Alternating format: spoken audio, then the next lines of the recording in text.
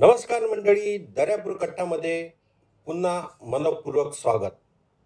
आज आपण पुन्हा एकदा चर्चा करणार आहोत दर्यापूरच्या बदलत्या राजकारणाची आणि तेथील नव्या राजकीय समीकरणाची. मित्रांनो, दर्यापूरमध्ये स्थानिक स्वराज्य संस्थेची निवडणूक संपत नाही, तोच एक मोठा राजकीय भूकंप होण्याची दाट निर्माण शक्यता आहे. या भूकंपामागे आगामी विधान परिषद निवडणुकीची गणिते असल्याचे अंदाज वर्तविला जात आहे. स्वतःच्या पक्षाच्या सृष्टीकडून आपल्याला फारसा फायदा होत नाही हे लक्षात आल्यावर बहुधा स्वतःचे अस्तित्व टिकण्यासाठी ही नवीन राजकीय खेळी खेळली जात आहे की काय असे दिसून येत आहे. त्यामुळे येणाऱ्या काळात दर्यापूरच्या राजकारणात एक मोठा भूकंप होणार हे चित्र आता स्पष्ट दिसत आहे. या सर्व घडामोडीमध्ये भविष्यात कोणाचा फायदा होईल हे येणाऱ्या काळात ठरेल. पण आपण कोणत्या चिन्हावर निवडणूक लढलो होतो आणि आपल्याला कोणी आणि का मतदान केलं हे संपूर्ण दर्यापूरच्या जनतेला ठाऊक आहे.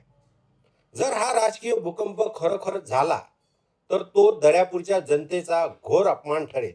ज्या जनतेने तुमच्यावर डोळे झाकून विश्वास ठेवला त्या जनतेचा काय? मित्रांनो, अशा नेत्यांनी जनतेचा विश्वासघात केला असे म्हटले तर यात काही गौर नाही. असो, ज्यांनी स्वतःचा काहीतरी स्वार्थ निर्माण केला असेल, पण या सर्व साठमाठीत आपल्या युवा पिढीचे सर्वात मोठे नुकसान होत आहे. या घाणेरड्या राजकारणातून आगामी तरुण पिढी काय शिकणार आहे? केवळ स्वतःच्या स्वार्थासाठी तत्व बाजूला ठेवून कोणत्याही थराला जायचं. माझ्या माहितीनुसार सध्या दर्यापूरमधील काँग्रेसचा एक मोठा गडाला खिंडार लागणार पडू शकते. शिंदे सेनेत प्रवेश करणार असल्याचे दाट संकेत मिळत आहे. म्हणजेच काँग्रेसच्या तिकिटावर जो नगरसेवक निवडून आले आणि ज्या मतदारांनी हा आपला हक्काचा माणूस आहे किंवा हा काँग्रेसचा पक्षाचा उमेदवार आहे म्हणून मतदान केले, त्या सर्वसामान्य जनतेची ही फसवणूक ठरेल.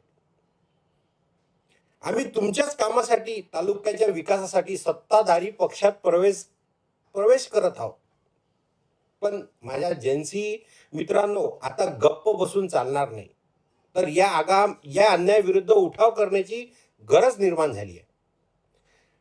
की आज दर्यापूरच्या एका स्वच्छ चरित्राचा आपल्याला प्रामाणिकपणे काम करणारा नेता का मिळत नाही? ज्याचे एकमेव कारण म्हणजे इथल्या नेत्यांनी नेहमीच फक्त स्वतःच्या वैयक्तिक हिताचा विचार केला. आज या पक्षात तर उद्या त्या पक्षात. दर्यापूरच्या नेत्याचा आजवरचा हाच इतिहास राहिला. मला पक्षात त्रास दिला जात होता म्हणून मी हा उठाव करत आहे अशी कारणे पुढे येत आहे. मित्रांनो आणि माझ्या तरुण भगिनींनो, आपल्याला आता या प्रकृती विरोधात लढा उभारावा लागणार आहे. या गंभीर प्रश्नावर आता आपण आत्मपरीक्षण करण्याची गरज आहे. तो कोणताही पक्ष असो, भाजप असो, शिंदे सेना असो किंवा काँग्रेस, आपल्याला दर्यापूरच्या नेत्यांनी आजवर पक्षांनी किंवा जनतेने कधीच प्रामाणिकपणे दाखवलेला नाही.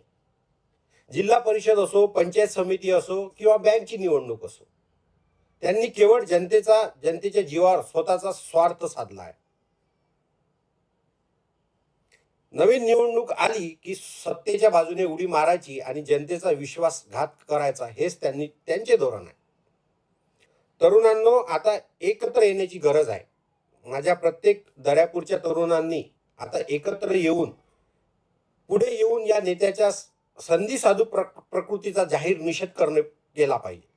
ग्रामीण भागातील छोट्या छोट्या गावातील तरुणांनी आता राजकारणात सक्रिय होण्याची वेळ आली आहे.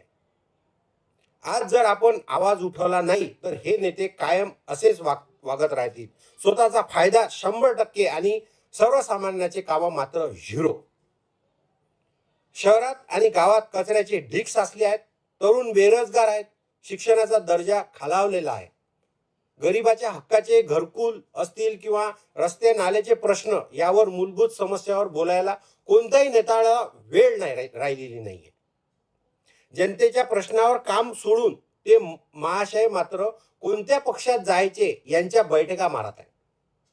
वा, जनतेने तुम्हाला याच कामासाठी निवडून दिले आहे की काय असे वाटत आहे. तरुणांनो, आता जागे व्हा आणि आपल्या हक्कासाठी लढा द्या. आणि हा लढा आपण नक्कीच जिंकू आणि तो आपल्याला लढा द्यास लागणार आहे.